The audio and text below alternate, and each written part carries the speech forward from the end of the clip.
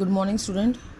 And today is 27th of April, and we are starting our next chapter, chapter number 2, Cell, the fundamental unit of life.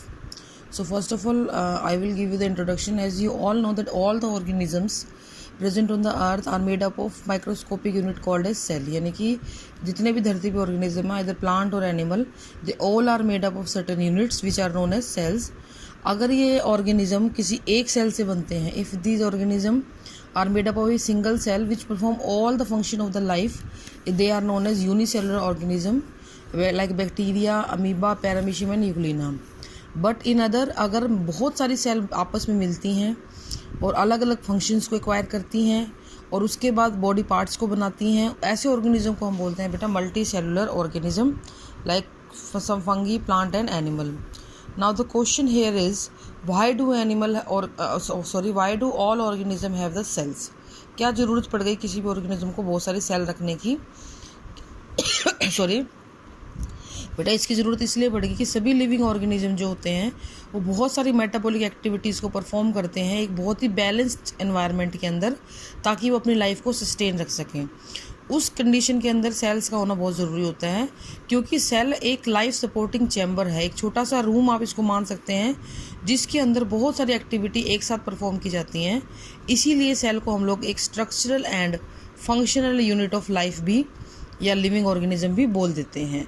So introduction में यही चीज़ होती है main बेटा कि कैसे body जो है आपकी सेल से बनी हुई है. इसको आप ऐसे भी समझ सकते हो जैसे आपने अगर कोई बिल्डिंग बनानी है या कोई रूम बनाना है, तो उस रूम के अंदर आपको बनाने के लिए बेसिक रिक्वायरमेंट होती है ईंटों की. बिल्कुल ऐसे ही जो हमारी बॉडी रूपी जो बिल्डिंग है, इसको बनाने के लिए जो ईंट है वो क्या होती है बेटा, सेल होती है, जिसके पास हर एक फंक्शन को परफॉर्म करने की कैपेसिटी होती है. ये अपने आप में एक पूरी लाइफ होती है. तो इसलिए जो सेल को स्ट्रक्चरल और फंक्शनल यूनिट ऑफ लाइफ कहा गया है. ओके, नेक्स्ट हम कुछ डिस्कवरीज इसके बारे में पढ़ लेते हैं. अभी स्टार्टिंग में इनमें से क्वेश्चन कई बार पूछ लिए जाते हैं कि ये डिस्कवरीज क्या क्या हुई, कैसे कैसे सेल को डिस्कवर किया गया, कैसे कैसे क्या क्या इसकी हिस्ट्री रही है. तो सबसे पहले जो क्वेश्चन आता है that is the term was introduced by Robert Hooke in 1665. यही वो पहले साइंटिस्ट थे जिन्होंने सेल को खोजा था. He examined this in a slice of cork under a primitive microscope. एक माइक्रोस्कोप था जो इन्होंने खुद ने ही बनाया था.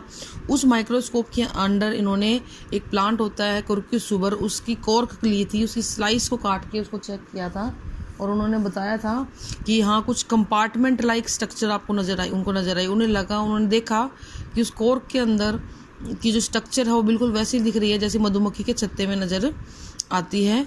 और इसीलिए उन सभी चीज़ों को उन्होंने क्या बोला, सेल्यूला बोला. और सेल्यूला से ये टर्म नहीं आई सेल्स. सेल्यूला का मतलब क्या होता है बेटा, छोटे कमरे, छोटे छोटे बॉक्स उनको नजर आए. लेकिन एक्चुअली वो क्या देख रहे थे, he was observing like dead cell, क्योंकि उनको सिर्फ और सिर्फ सेल वॉल नज़र आ रही थी. प्लांट में सेल वॉल होती है तो वो सिर्फ बाउंड्री नज़र आ रही थी, उसके अंदर कुछ भी कंपोनेंट उसके नहीं थे.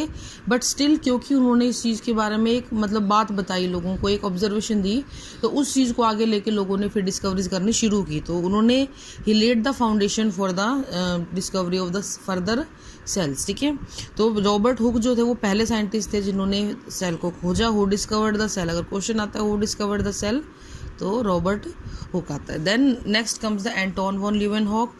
इन्होंने एक इम्प्रूव्ड माइक्रोस्कोप बनाया बेटा, और सबसे पहले उन्होंने फ्री लिविंग सेल्स को उन्होंने देखा 1674 में. देखो ये ईयर मैंने इसलिए लिखे हुए हैं बिकॉज ये पूछ ले जाते हैं, यहाँ पे लिखा है, यहाँ पे लिखा है क्योंकि पूछ ले जाते हैं. Okay, now next comes the Robert brown.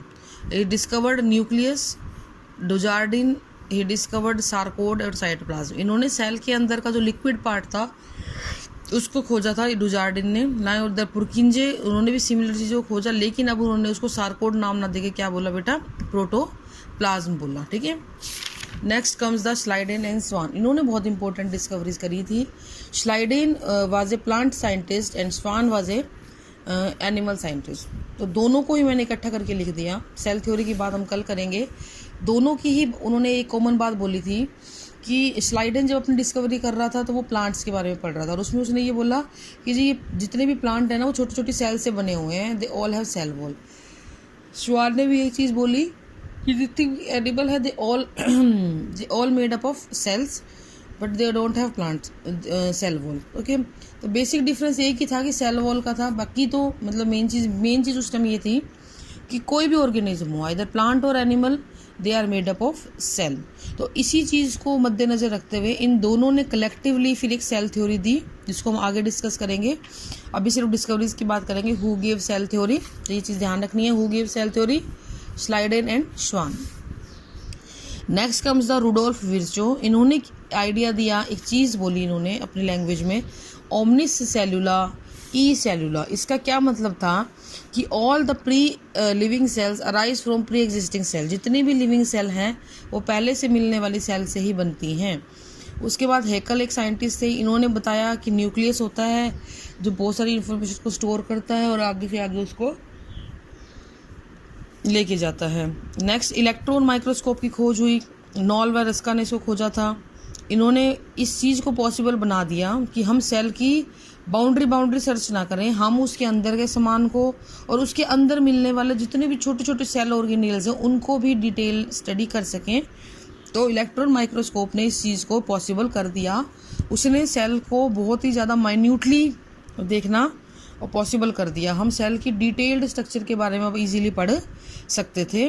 तो इसीलिए ये बातें बोली गई कि सेल एक स्ट्रक्चरल और फंक्शनल यूनिट है। स्ट्रक्चरल क्यों बोला?